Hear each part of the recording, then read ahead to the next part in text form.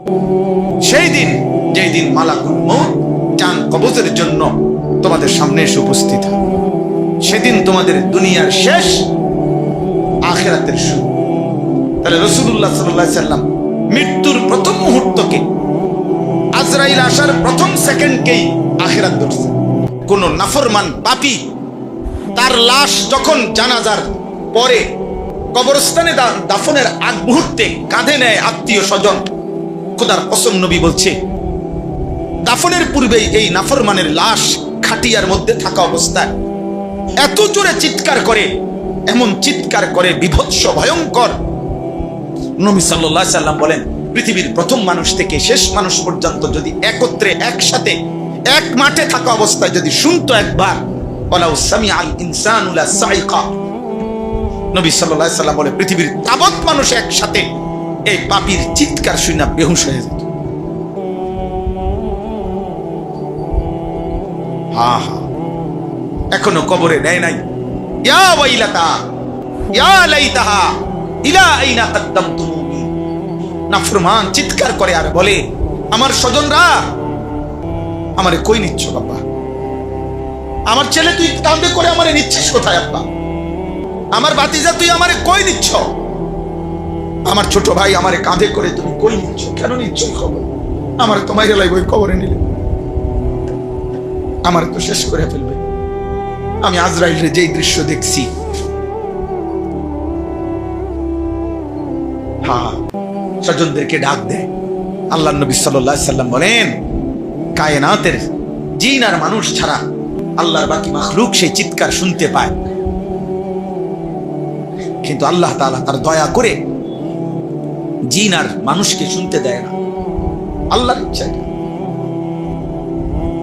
হ্যাঁ, আল্লাহ শুনতে দেয় না, যদি শুনতো তো সব বেহুশ হয়ে যেত।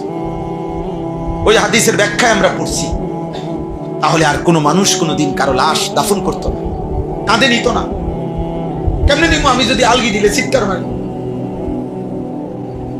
যদি চিল্লানি মারে কি হবে আমার অবস্থা? এই ভয়ে কেউ আর লাশ কাঁধে নিত না, দাফন করতো না।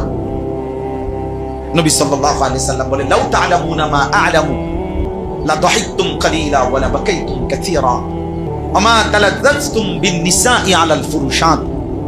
আমার উম্মত, আমি কবরে যে আযাব দেখছি রে, জাহান্নামের যে আযাব আমি দেখেছি উম্মত, যদি আমি যা দেখছি জানছি তোমরা যদি তার সামান্য পরিমাণ জানতে, আর কোনোদিন হাসতে না, আর কোনোদিন চোখের কান্না বন্ধ হইতো না, আর কোনোদিন স্ত্রীর সাথে স্বামী স্ত্রীর মেলামেশা করতে না,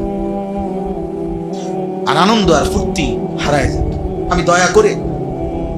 আমি দয়া করে তোমার ঘরের পাশের কবরস্থানে আযাবের পর আযাব চলতেছে, কিন্তু আমি আড়াল করে রাখছি বান্দা, নয়তো তুমি দুনিয়ায় টিকতা না।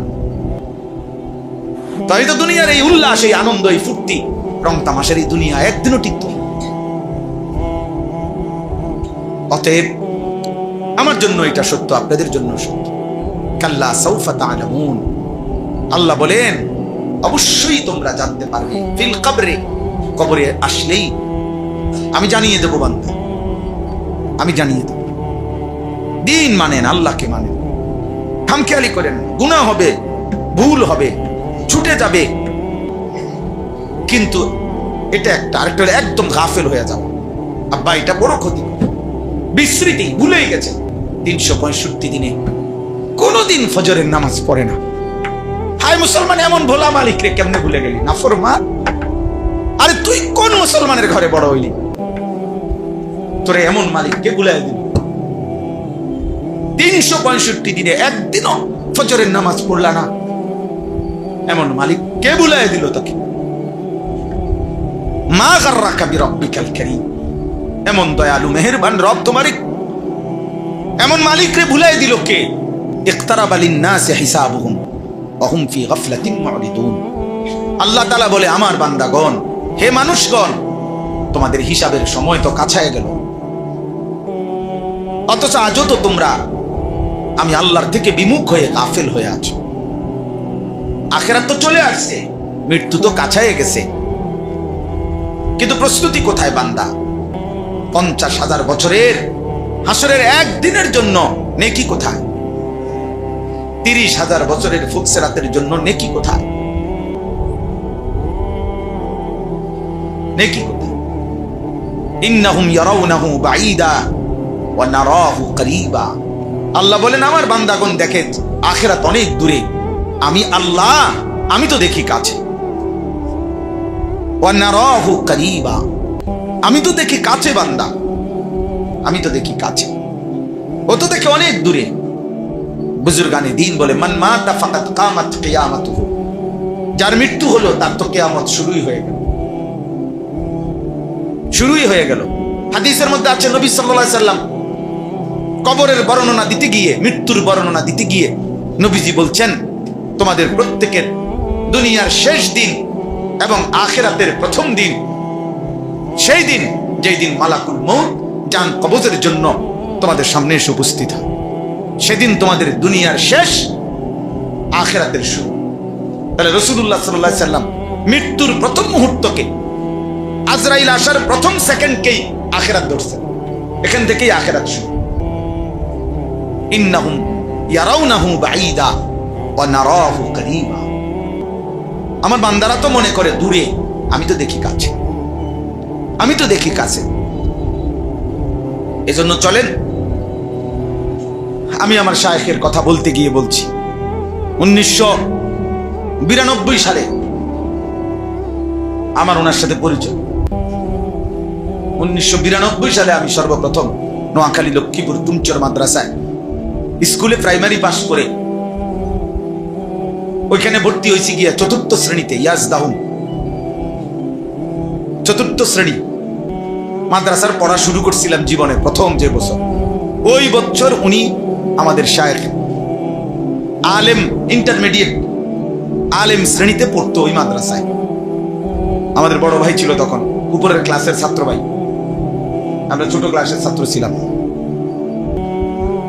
তো ওই সময় ওনার সাথে পরিচয়। ওনার ডাক নাম মুজাহিদ, মুশতাকুন নবী মুজাহিদ, এটা ওনার এমনি ডাক নাম মুজাহিদ। ওনার আব্বা উনিও আমার উস্তাদ আল্লামা হযরত মাওলানা আব্দুল কুদ্দুস রাহমাতুল্লাহি আলাইহি। জালালাইন শরীফের মতো উঁচা কিতাব আমি হুজুরের কাছে পড়ছি, ওনার আব্বা জানের কাছে। তো হুজুরের সবসময় দেখতাম ডাকতো মুজাহিদ। তো সেই থেকে 1992 সাল থেকে আজকের 2026 পর্যন্ত এই সম্পৃক্ততা একদিনের 2 দিনের, একদিনের 2 দিনের, লম্বা সময়। আলহামদুলিল্লাহ, আল্লাহ তাআলা যেন মৃত্যু পর্যন্ত এই সম্পর্ক জারি রাখেন। তাইলে প্রত্যেকের কাছে এটা কথা, শুরুতে এটা বলে নিলাম, আমরা প্রত্যেকে ইনশাআল্লাহ এই আল্লাহওয়ালাদের কাছে আসা, বিভিন্ন ইসলাহি মজলিসে যাওয়া, এটাকে মামুলি মনে করবেন না। এই আসা যাওয়ার বরকতে খিচ্চা দুন খিচ্চা নফসের বিরুদ্ধে মন চাচ্ছে না। আমি যে শুরুতে বলছি এজন্য যে অনেকেরই কষ্ট হইতেছে, অনেকে মাহফিলের কথা বলার জন্য আসছেন, অনাইয়া ফেসে পড়ে বসে রয়েছেন, বিপদে পড়ে বসে রয়েছেন। আপনার অনেক কাম, আমার অনুরোধ আপনি আরেকদিন আসেন, যেদিন কাম কম, যেদিন আপনার আজকে তো আপনি তাড়াহুড়া, আর যেদিন আপনি তাড়াহুড়া কম ওই দিন আপনি আসেন।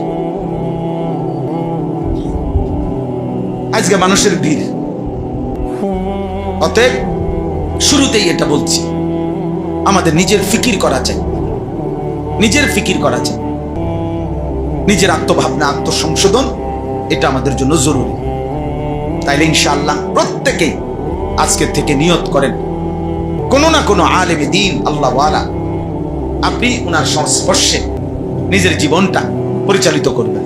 বলেন ইনশাআল্লাহ।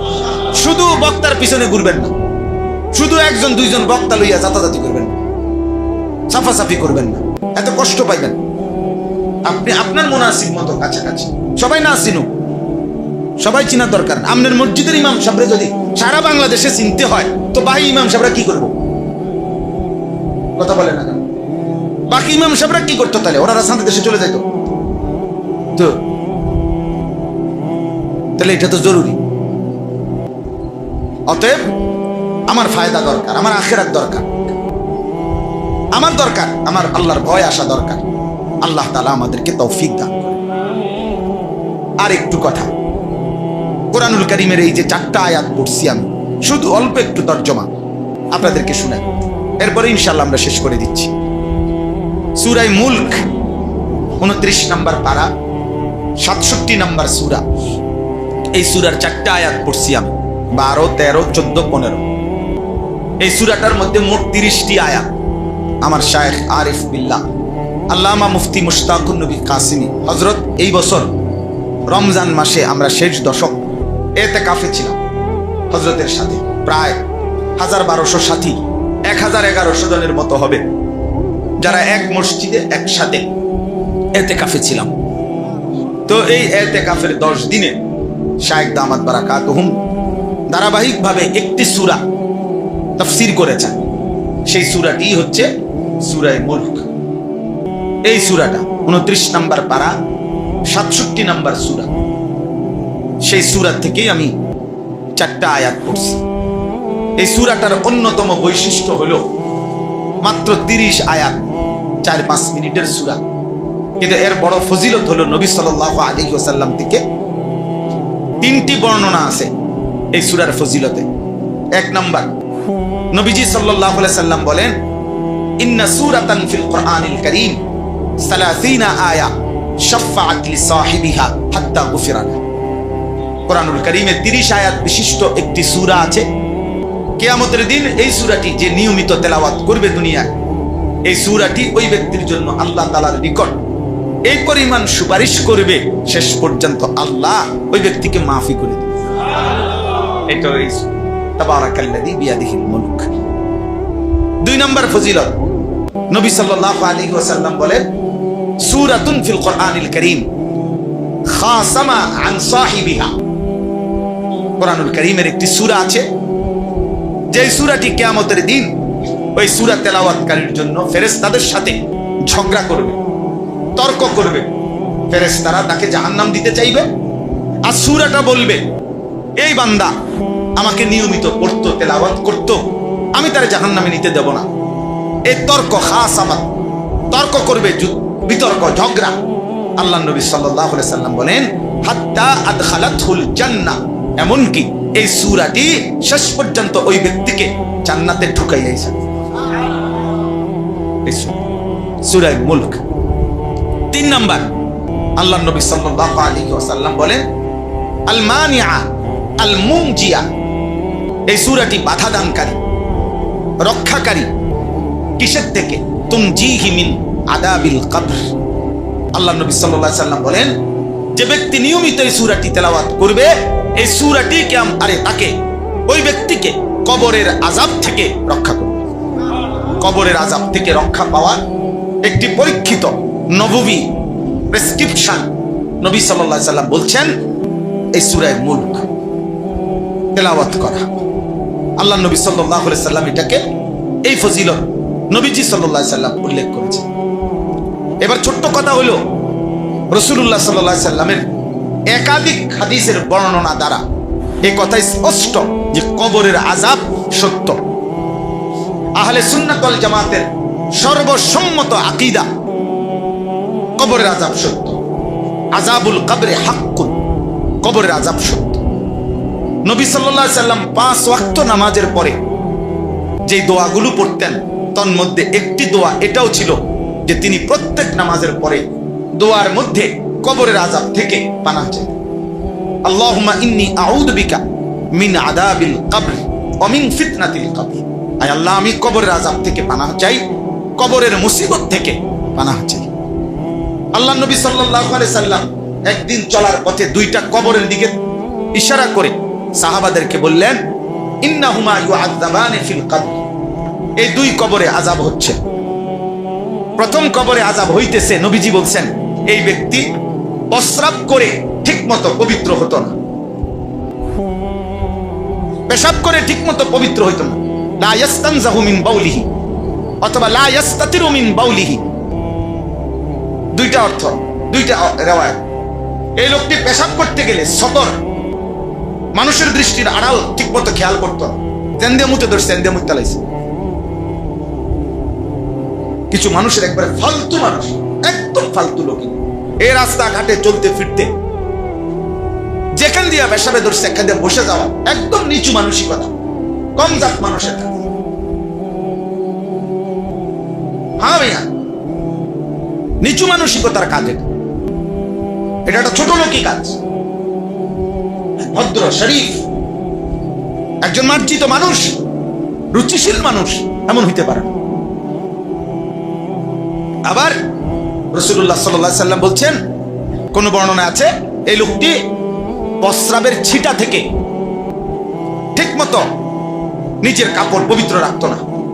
অর্থাৎ এমন জায়গায় পেশাব করছে যে পেশাবের 2-4টা ছিটা পাল্টা আইসা কাপড়ে পড়ছে, লুঙ্গি। তাহলে বুঝা গেল প্রস্রাবের 2টা ছিটা, এইটা যার গায়ে লাগছে দেখে আযাব হয়। বছরের পরে বছর, দিনের পর দিন যে নাফরমান পেশাব করে পানি নেয় না, টয়লেট পেপার ব্যবহারই করে না, তার পেশাব কি পরিমাণ প্যান্টে এবং লুঙ্গিতে জমা হয়, তার কি হবে? তার অবস্থা কি হবে? কে বুঝাবে? জেনারেল শিক্ষিত আমাদের অনেক ছেলে পেলে, ও তো বুঝেই না এটা।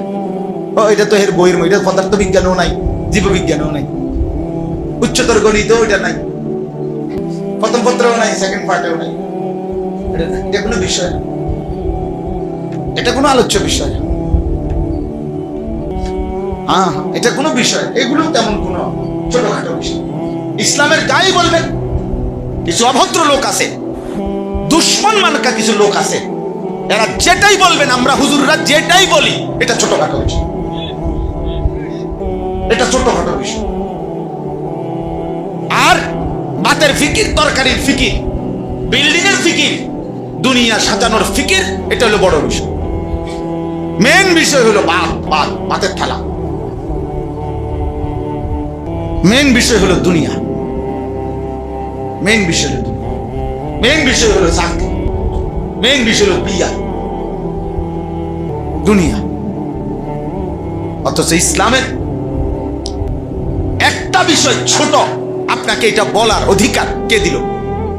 নবী সাল্লাল্লাহু আলাইহি সাল্লাম বুঝি বলছে যে মিসওয়াক একটি ছোট বিষয়, নবীজি বলছে বুঝি দাড়ি একটা ছোট বিষয়, নবী সাল্লাল্লাহু আলাইহি সাল্লাম বুঝি বলছে দস্তরখান একটা ছোট বিষয়, তো আপনি এটা ছোট বিষয় বললেন কেন?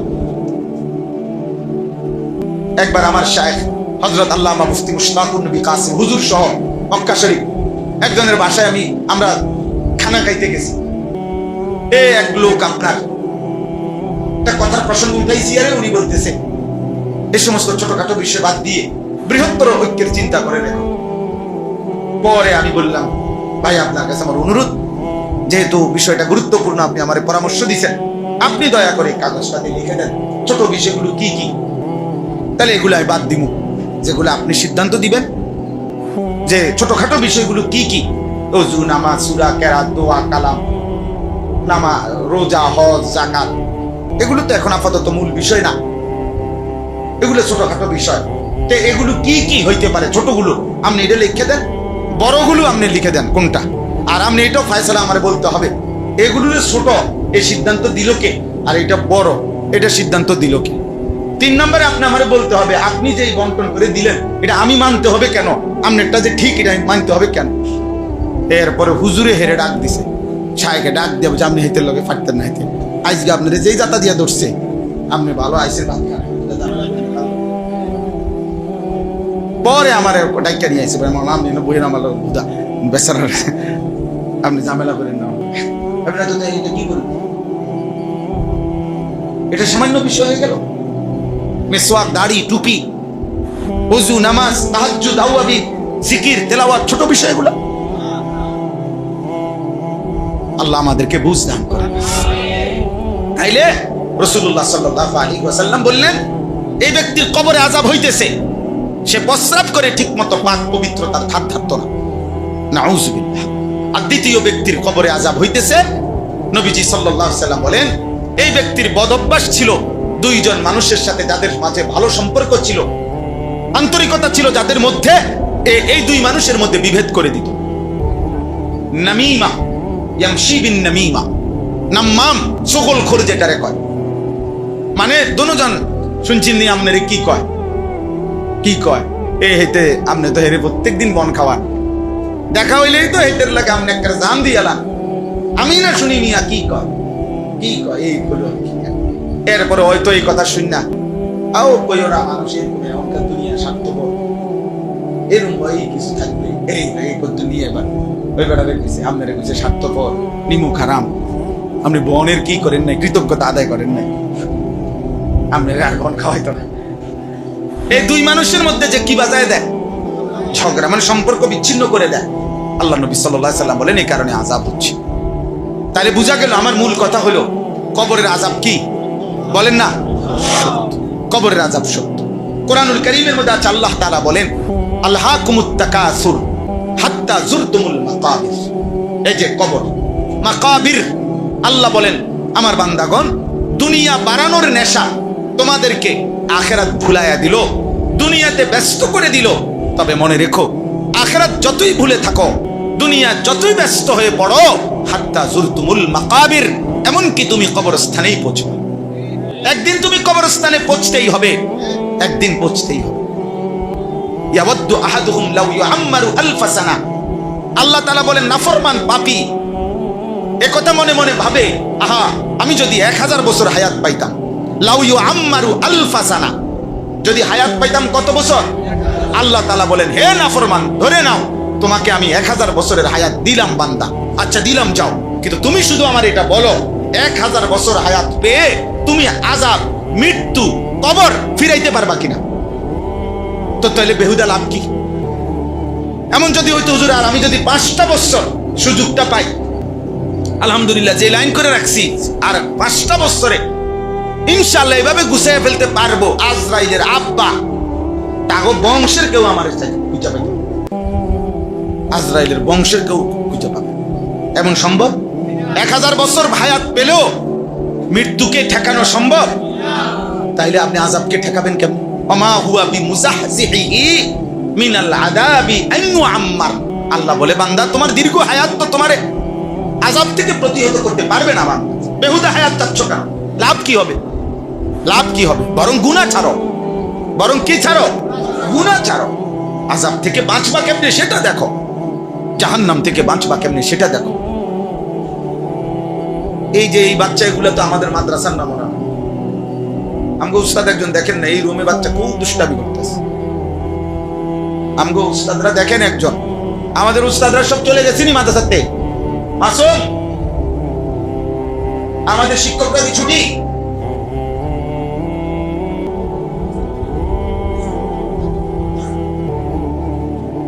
ওই আমগো হুজুররা তো একজনও দেখি না এখানে।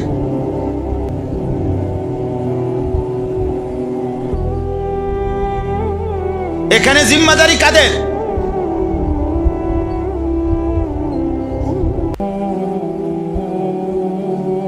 জি, তাইলে এই জন্য বললাম আল্লাহ তাআলা আমাদেরকে বুঝ দান করেন। কবরের আযাব সত্য। নবী সাল্লাল্লাহু আলাইহি সাল্লাম বলেন, আমি নিজে মেশকাতের মধ্যে এই হাদিস পড়েছি। আল্লাহ নবী সাল্লাল্লাহু আলাইহি সাল্লাম বলেন, কোন নাফরমান পাপী তার লাশ যখন জানাজার পরে কবরস্থানে দাফনের আগ মুহূর্তে কাঁধে নেয় আত্মীয় স্বজন, খোদার কসম নবী বলছে দাফনের পূর্বেই এই নাফরমানের লাশ খাটিয়ার মধ্যে থাকা অবস্থায় এত জোরে চিৎকার করে, এমন চিৎকার করে বিভৎস ভয়ঙ্কর। নবী সাল্লাল্লাহু আলাইহি সাল্লাম বলেন, পৃথিবীর প্রথম মানুষ থেকে শেষ মানুষ পর্যন্ত যদি একত্রে একসাথে এক মাঠে থাকা অবস্থায় যদি শুনতো একবার, ওয়ালাউ সামিআল ইনসানু লা সাইকা। নবী সাল্লাল্লাহু আলাইহি সাল্লাম বলে পৃথিবীর তাবৎ মানুষ একসাথে এই পাপীর চিৎকার শুনে বেহুশ হয়ে যেত।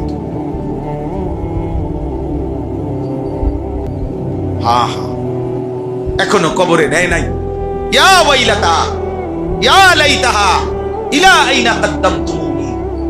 নাফরমান চিৎকার করে আর বলে, আমার স্বজনরা আমারে কই নিচ্ছ বাবা? আমার ছেলে তুই কাঁদে করে আমারে নিচ্ছিস কোথায় আব্বা? আমার ভাতিজা তুই আমারে কই নিচ্ছ? আমার ছোট ভাই আমারে কাঁধে করে তুমি কই নিচ্ছ? কেন নিচ্ছ খবর? আমার তোমায় লাগবে ওই কবরে নিলে আমারে তো শেষ করে ফেলবে। আমি আজরাইলের যেই দৃশ্য দেখছি,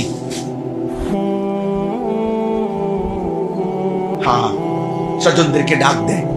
আল্লাহ নবী সাল্লাল্লাহু আলাইহি সাল্লাম বলেন, কায়নাতের জিন আর মানুষ ছাড়া আল্লাহর বাকি মাখলুক সেই চিৎকার শুনতে পায়, কিন্তু আল্লাহ তাআলা তার দয়া করে জিন আর মানুষকে শুনতে দেয় না, আল্লাহর ইচ্ছা। হ্যাঁ, আল্লাহ শুনতে দেয় না। যদি শুনতো তো সব বেহুশ হয়ে যেত। ওই হাদিসের ব্যাখ্যায় আমরা পড়ছি, তাহলে আর কোনো মানুষ কোনোদিন কারো লাশ দাফন করতো না, কাঁধে নিত না। কেমনে নিব? আমি যদি আলগি দিলে চিৎকার মারি, যদি চিল্লানি মারি, কি হবে আমার অবস্থা? এই ভয়ে কেউ আর লাশ কাঁধে নিত না, দাফন করতো না।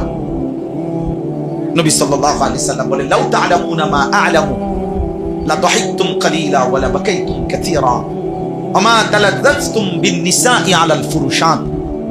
আমার উম্মত, আমি কবরে যে আযাব দেখছি রে, জাহান্নামের যে আযাব আমি দেখেছি উম্মত, যদি আমি যা দেখছি জানছি, তোমরা যদি তার সামান্য পরিমাণ জানতে, আর কোনোদিন হাসতে না, আর কোনোদিন চোখের কান্না বন্ধ হইতো না, আর কোনোদিন স্ত্রীর সাথে স্বামী স্ত্রীর মেলামেশা করতে না, আর আনন্দ আর ফুর্তি হারায় যেত। আমি দয়া করে তোমার ঘরের পাশের কবরস্থানে আযাবের পর আযাব চলতেছে, কিন্তু আমি আড়াল করে রাখছি বান্দা, নয়তো তুমি দুনিয়ায় টিকতা না। তাই তো দুনিয়ার এই উল্লাস, এই আনন্দ, এই ফুর্তি, রং তামাশার এই দুনিয়া একদিনও টিকবে। অতএব আমার জন্য এটা সত্য, আপনাদের জন্য সত্য। কাল্লা সাউফা তা'লামুন, আল্লাহ বলেন অবশ্যই তোমরা জানতে পারবে। ফিল কবরে, কবরে আসলেই আমি জানিয়ে দেব বান্দা, আমি জানিয়ে দেব। দিন মানেন, আল্লাহকে মানেন, খামখেয়ালি করেন, গুনাহ হবে, ভুল হবে, ছুটে যাবে, কিন্তু এটা একটা আরেকটা একদম গাফেল হয়ে যাবে। আব্বা এটা বড় ক্ষতি, বিস্মৃতি, ভুলেই গেছে। 365 দিনে কোনদিন ফজরের নামাজ পড়ে না। হায় মুসলমান, এমন ভোলা মালিক রে কেমনে ভুলে গেলি? নাফরমান, আরে তুই কোন মুসলমানের ঘরে বড় হইলি? তোরে এমন মালিককে ভুলাই দিল। 365 দিনে একদিনও ফজরের নামাজ পড়লা না, এমন মালিক কে ভুলাই দিল তাকে? মা গাররাকা বিরাব্বিকাল কারীম, এমন দয়ালু মেহেরবান রব তোমারই এমন মালিক রে ভুলাই দিল কে? হযরত মাওলানা তারেক জমিল সাহেব এটা বলছিলেন, আমি ওনার উর্দু বয়ানে শুনছি। 6 মাস, 9 মাস, 1 বছর, 2 বছর কোন সন্তান যদি তার মায়ের খবর না নেয়, আর সেই সন্তান যদি কোনোদিন এরপরে ভুল বুঝতে পেরে মার কাছে আসে, মা যদি বুকের মধ্যে জড়ায় ধরে বলে, চোখের পানি ছেড়ে দিয়ে বলে যে সন্তান এমন মারে কেমনে ভুলি, এমন মারে কেমনে ভুলি? 9 মাসের গর্ভ ভুলে গেলি কেমনে সন্তান? 2 বছরের দুধ পান কেমনে ভুলে গেলি? হযরত বলেন তো, পৃথিবীর সবচেয়ে পাষাণ দিল সন্তানও তো চোখের পানি ছেড়ে দিবে, ছাড়বে না? আল্লাহ যদি বলে বান্দা এমন মালিক কেমনে ভুললি? 24 ঘন্টা যে আমি তোমাকে লালন করছি, একটা সেকেন্ড তোমার বান্দা আমি চোখের আড়াল হতে দেই না। আমি প্রায় দিন চিন্তা করি, আমার এটা অনেক দিন মনে হয়, আমার নাকের 2টা ছিদ্র খোলা থাকে, আমার কান 2টা খোলা থাকে, আমার নিরাপত্তা কিসের? আমি তো ঘুমে, আমার কানের মধ্যে যদি পোক ঢোকে, আমার 2টা নাকের ভিতরে যদি পোক ঢোকে, মারাত্মক কোনো ক্ষতিকারক কিছু ঢোকে, আল্লাহ তাআলা কোরআনুল কারীমের মধ্যে স্পষ্ট বলছে, লাহু মুআক্কিবাতুম মিন বাইনি ইয়াদাইহি ওয়া মিন খালফিহি ইয়াহফাজুনাহু মিন আমরিল্লাহ। সুবহানাল্লাহ। আল্লাহ তাআলা বলে, বান্দা তোমার সামনে পিছনে চতুর্দিক থেকে আল্লাহ তাআলা বলেন আমার মুআক্কিবাত, তোমাকে সতর্ক পাহারা দানকারী ফেরেশতাগণ রয়েছে। ইয়াহফাজুনাহু মিন আমরিল্লাহ, আল্লাহর হুকুমে যারা আমার বান্দাকে হেফাজত করছে। তোমার নাক পাহারা দেয়, তোমার কান পাহারা দেয়, ফেরেশতা পাহারা দেয়। ফেরেশতা তো শুধু এই 2 জন না মিয়া, আরো ফেরেশতা আছে। এই 2 জন তো লেখে না, অন্যান্য কাজ আমাদের ফেরেশতা করছে। আমাদেরকে নেক কাজের প্রেরণা দেয় ফেরেশতা আছে, আমাদের ভিতরে অঙ্গ প্রত্যঙ্গের সার্কুলেশন জারি রাখে আলাদা ফেরেশতা আছে, আলাদা ফেরেশতা আছে। অতএব এমন মালিক ভুলে যাওয়া, আল্লাহকে ভুলে যাওয়া, কবরের আযাবকে ভুলে যাওয়া, বা আখিরাত তো আরো সামনে, হাসরের ময়দান তো আরো সামনে। আপনারা সবাই ভাবেন, আমিও ভাবি, এক মিনিট কেউ ভাবেন, একটা বেঈমানের ব্যাপারে চিন্তা করেন, যে কোনো একটা বেঈমান, যে কোনো একটা পূর্ব জামানার কাফেরের ব্যাপারে ভাবেন তো, ও মাটির উপরে ছিল কতদিন, মাটির নিচে কত। আবু জেহেল ধরেন, আবু জেহেলের হিসাব কর, এখন হলো 1447 হিজরি, হিজরতের 1 বছর পরে বদরের যুদ্ধ হয়েছে, আর বদরের যুদ্ধেই বেঈমান নিহত হয়েছে আবু জাহেল। তাহলে আজ থেকে 1446 বছর আগে আবু জেহেল নিহত হয়েছে। তাহলে আবু জেহেল মাটির নিচে কবরে আজকে কত বছর? 1446 বছর। এই বেঈমান মাটির উপরে ছিল কত বছর? 60 বছর, নয়তো 70 বছর। তাহলে মাটির উপরে তো ছিলি, অহংকার করেছিলি 60-70 বছর। শুধু মাটির নিচে কবরের আযাবে আছে, জাহান্নামের আযাব তো সামনে, হাসরের ময়দানের আযাব তো সামনে, শুধু কবরেই তো আছে 1446 বছর। আরো থাকবে কতদিন কে জানে। নূহ আলাইহিস সালামের কওম, হুদ আলাইহিস সালামের জাতি, ফেরাউন, নমরুদ, কারুন, ওরা আজ কতদিন কবরে। মাঝখান দিয়ে 2-1 বার কিয়ামত হইছে, ফাঁকি দিয়ে আখিরাত হইছে কোনো? আর আখিরাত হইলে অসুবিধা হবে কি, লাভ কি হবে? আখিরাত হইলে তো জাহান্নাম, জাহান্নাম না। যদি ফাঁকি দিয়ে কিয়ামত হইতো তো কি লাভ হইতো? হ্যাঁ, কবর থেকে জাহান্নাম, হাজতি থেকে এখন কয়েদি, এ তো জেলখানাতে। আল্লাহ আমাকে মাফ করে দেন। এই জন্য আল্লাহ তাআলা বলেন, ইন্নাল্লাযীনা ইয়াখশাউনা রাব্বাহুম বিল গায়ব, নিশ্চয়ই যারা তাদের রব আল্লাহকে ভয় করে না দেখে, লাহুম মাগফিরাতুম ওয়া আজরুন কাবীর, আল্লাহ তাআলা বলেন আমার পক্ষ থেকে তাদের জন্য রয়েছে মাগফিরাত, ক্ষমা, এবং শ্রেষ্ঠতম প্রতিদান জান্নাত। সাওয়াবুন জাজিল তাফসীরে লিখছে আই আল জান্নাহ। এই শব্দটার 2টা অর্থ। ইয়াখশাউনা রাব্বাহুম বিল গায়ব, যারা তাদের রবকে ভয় করে, বিল গায়ব অদৃশ্যভাবে। এই কথার 2 অর্থ। এক, আল্লাহকে না দেখে, আল্লাযীনা লাম ইয়ারাউহু তাফসীরের শব্দ, যারা আল্লাহকে দেখে নাই অথচ তাকে ভয় করে, ফিস সিররি ওয়াল আলান, গোপনেও প্রকাশ্যেও, একাকীও সবার সাথেও, হার হালাতে তার কলিজার ভিতরে এটা আছে, আমার আল্লাহ আছে, আমার আল্লাহ আছে। আল্লাহ তাআলা বলেন এই ফিকির যার মধ্যে আছে, না দেখেই আল্লাহকে প্রতিনিয়ত যে ভয় করে, এইটা হলো একটা তর্জমা। আর আরেকটা তর্জমা হলো আল্লাযীনা ইয়াখশাউনা রাব্বাহুম বিল গায়ব আই ইয়াখাফুনা আযাবা রাব্বিহিম, যারা তাদের রবের আযাবকে ভয় করে। আল্লাহকে ভয় করে মানে আল্লাহর আযাবকে ভয় করে। আল্লাহকে ভয় করে মানে কি বলেন না? আল্লাহর আযাব। আল্লাহর আযাব নিশ্চিত, কথা বলে না? আল্লাহ কসম করে বলছে, কসম করে, ইন্না আযাবা রাব্বিকা লাওয়াকি'। হযরত ওমর রাদিয়াল্লাহু তাআলা আনহু এই আয়াত শুনে চিৎকার দিয়া বেহুশ হইয়া অঝরে কাঁদতেছিলেন। ইন্না আযাবা রাব্বিকা লাওয়াকি', নিশ্চয়ই তোমার রবের আযাব অবশ্যই হবে। ইন্না এটাও তাকিদ, আবার লাওয়াকি' এই লামটা আবার তাকিদ, নিশ্চয়ই তোমার রবের আযাব লাওয়াকি', অবশ্যই হবে, অবশ্যই।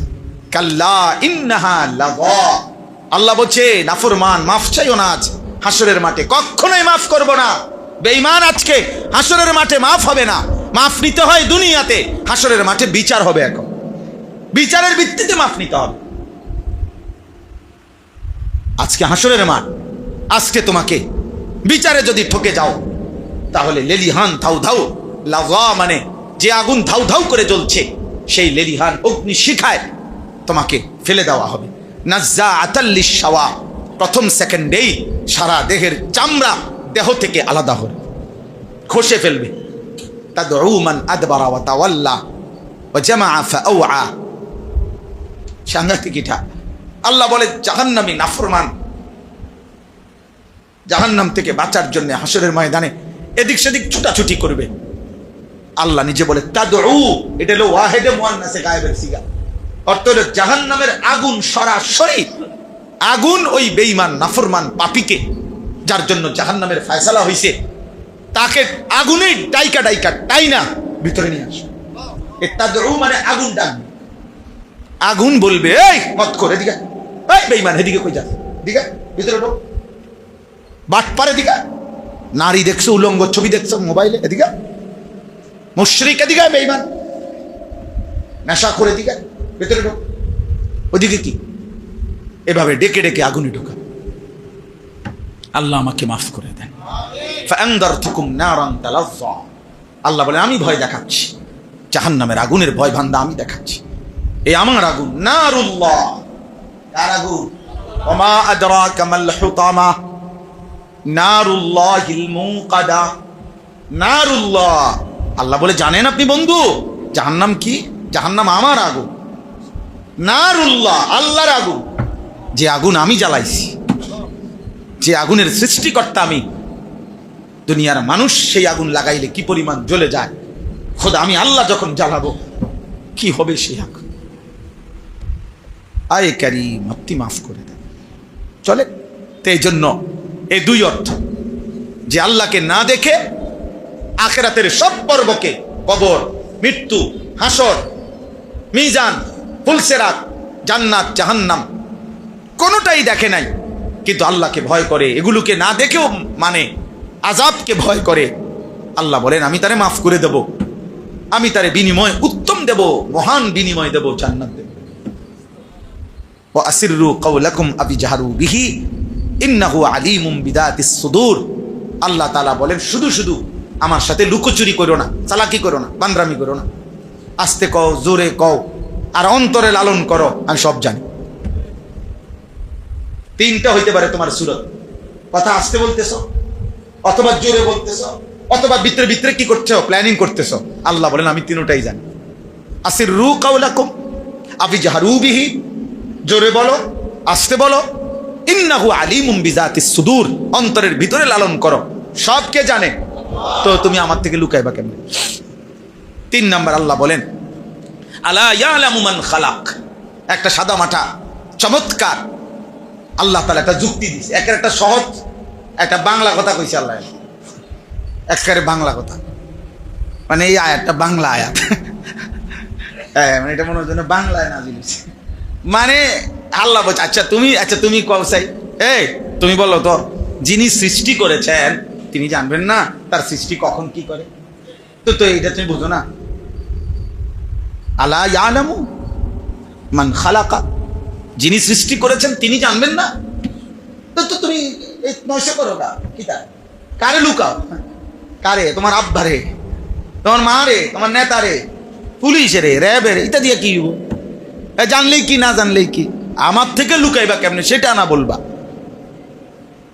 আমি আল্লাহর থেকে আড়াল করবা কেমনে ওইটা না কৌশল বাইর করবা, ওই মেশিনে না বাইর করবা, কিতা লাগাও সিসি ক্যামেরা।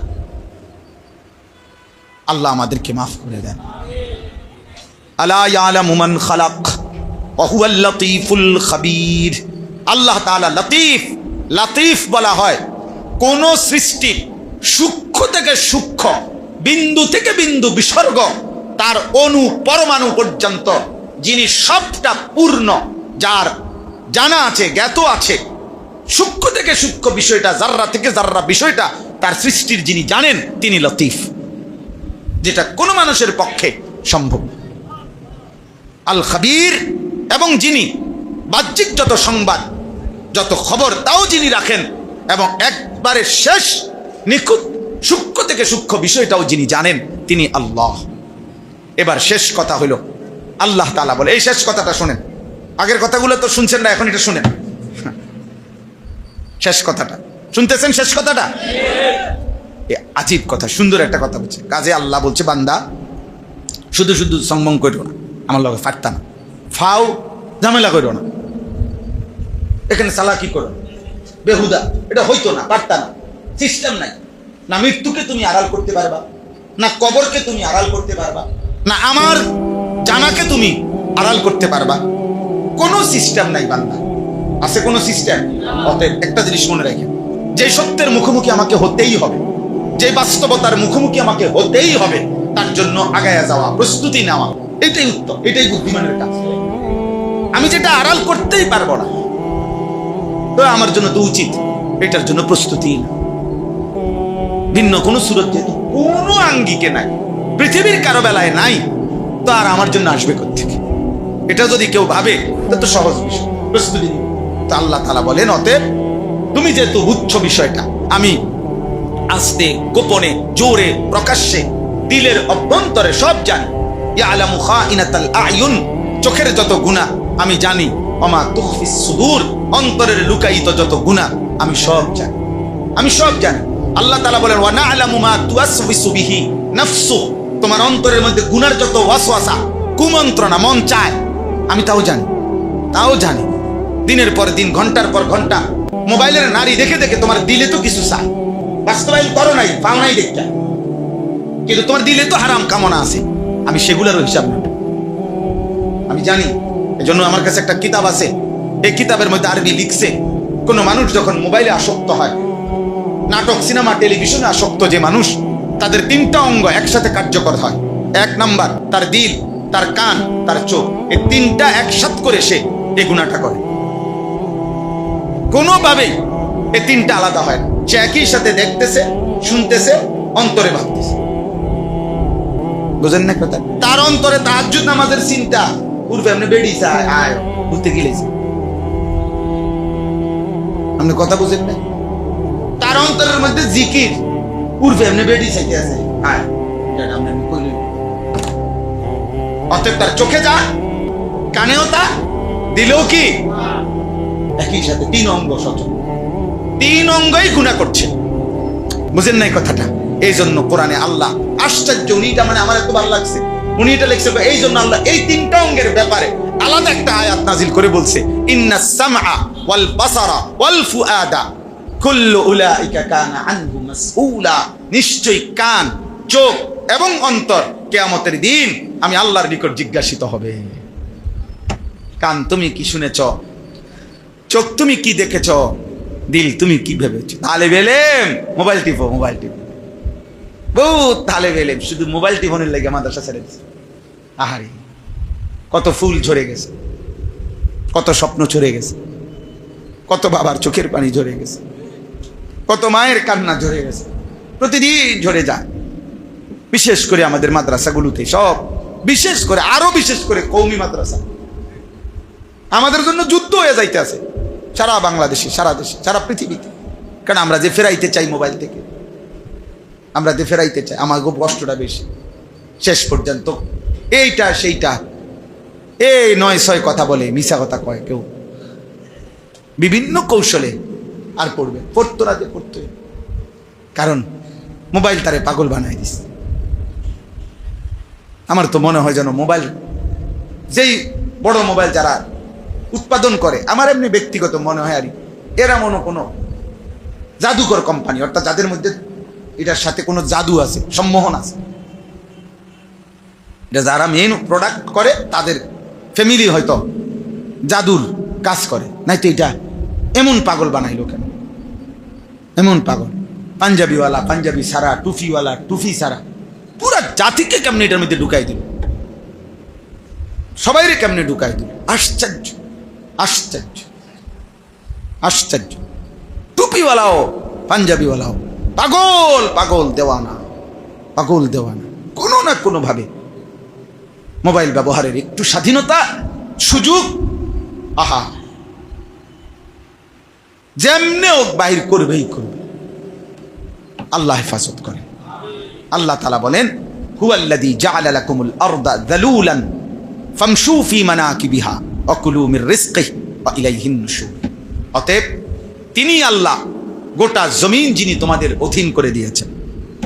যালুল, যেই প্রাণী তার মনিবের সামনে, তার মনিব উঠবার জন্য, চড়বার জন্য নিজের পিঠ কাঁধ নোয়ায়া দেয়, বাধ্য আনুগত হয়ে, ওইটারে বলে যালুল। আল্লাহ তাআলা বলেন, আমি আল্লাহ গোটা জমিন তোমাদের অনুগত করে দিয়েছি। একদম পানির মতো বানাই নাই মাটিটা। আবার পানি না ঠিক আছে, কিন্তু এমন নরম যে ডাইবা যায়, বলের মতো, আটার মন্ডের মতো না।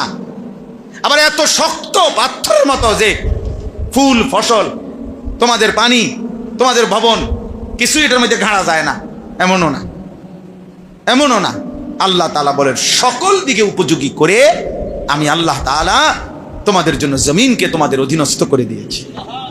অতএব ফামশু ফি মানাকিবিহা, এই জমিনের পিঠে, এই জমিনের কাঁধে তোমরা নিশ্চিন্তে চলাচল করো।